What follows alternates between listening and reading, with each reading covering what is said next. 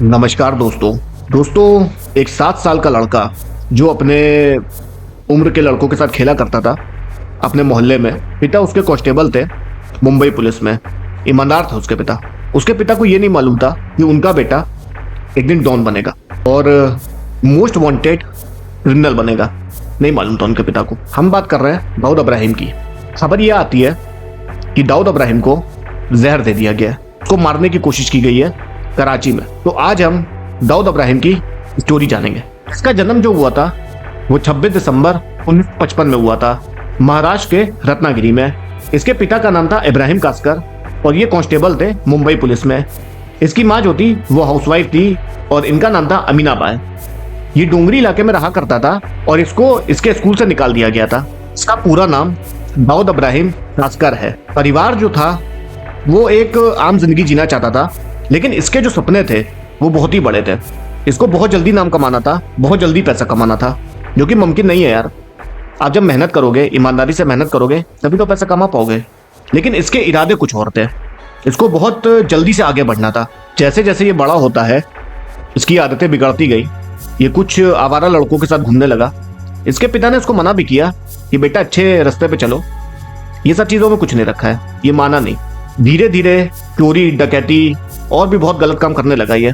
इसके पिता ने इसको समझाया लेकिन नहीं माना और एक दिन दाऊद इब्राहिम के पिता ने इसको घर से निकाल दिया। उसके बाद दाऊद इब्राहिम करीम लाला की गैंग में शामिल होता है। करीम लाला और हाजी मस्तान गैंग, ये 1980 के दशक में बहुत ही खतरनाक गैंग हुआ करती थी।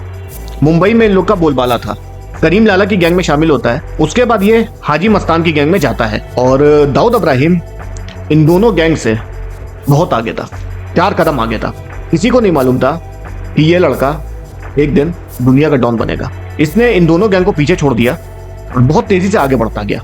इसका एक भाई था शब्बीर इब्राहिम कासकर, इसका बड़ा भाई था। शब्बीर इब्राहिम कासकर को मेन बताया जाता है मान्य सुरवे ने मारा था, पठान गैंग ने मारा था और उसी गैंग को खत्म करने के लिए ये पूरी तरीके से क्राइम की दुनिया में आ गया था। पूरी पठान गैंग को इसने खत्म कर दिया, एक एक करके इसने खत्म कर दिया, कत्लेआम मचा दिया था। शब्बीर इब्राहिम कासकर का मर्डर कैसे होता है? शब्बीर कासकर अपनी गाड़ी से जा रहा था, पीछे जो थी पठान गैंग के मान्या सुरवे, कुल मिला के 5 लोग थे उस गाड़ी में। अमीरजादा और आलमजेब ये पठान गैंग के थे, मान्या सुरवे भी थी। और ये बताया जाता है कि मान्या सुरवे ने पूरा प्लान बनाया था इसको मारने का। शब्बीर की गाड़ी को ये लोग फॉलो कर रहे थे। शब्बीर की गाड़ी ऐसे आगे आगे बढ़ रही है, पीछे पीछे ये लोग भी बढ़ रहे हैं।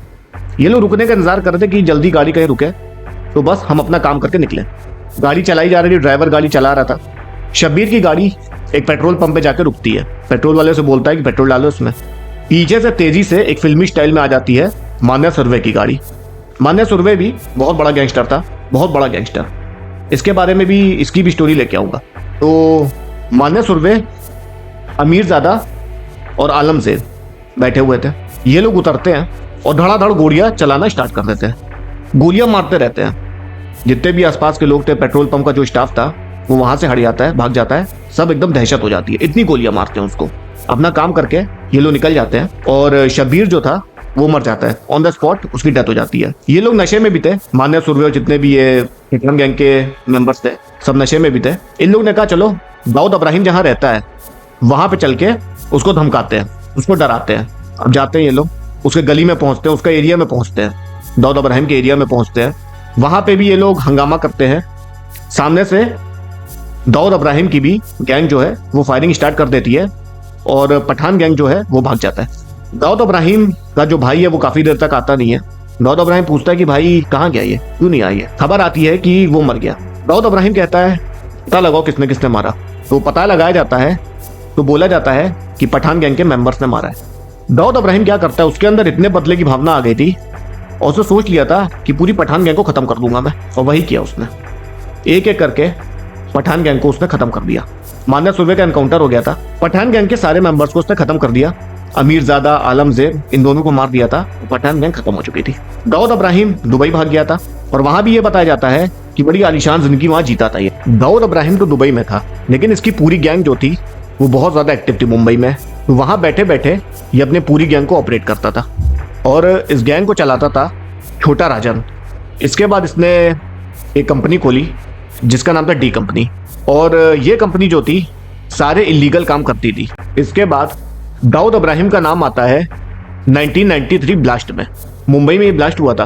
तकरीबन 250 के करीब लोग मारे गए थे और दाऊद इब्राहिम का ही इसमें मेन हाथ था। इसका इस ब्लास्ट में नाम आता है। इसके बाद मुंबई पुलिस ने कई एनकाउंटर्स किए और धीरे धीरे दाऊद इब्राहिम का प्रभाव मुंबई से हटा और उसके बाद वो पाकिस्तान भाग गया और तब से वो पाकिस्तान में ही है।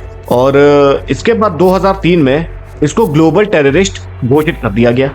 और ये भी बताया जाता है कि इसके पास बहुत पैसा है, बेशुमार पैसा है। इसने कई लीगल इसके काम थे तो वहीं से इसने पैसा कमाया। और ये भी बताया जाता है कि जो 26/11 का अटैक हुआ था उसमें भी इसका हाथ था और ये कई सालों से पाकिस्तान में ही छुपा हुआ है। और अभी खबर ये है कि इसको जहर दे दिया गया है। अब ये जिंदा है कि मर गया ये तो नहीं मालूम, लेकिन जैसे इसको जहर दिया गया था, ये खबर आई थी जहर देने वाली, तो वैसे ही पाकिस्तान में सारे इंटरनेट सेवाएं बंद कर दी गई थी। कुछ नहीं पता है किसी को कि ये मर गया कि जिंदा है। तो दोस्तों यही पूरा दाऊद इब्राहिम के बारे में था। अगर आपको वीडियो पसंद आई हो तो वीडियो को लाइक करिए और चैनल को भी सब्सक्राइब करिए। धन्यवाद।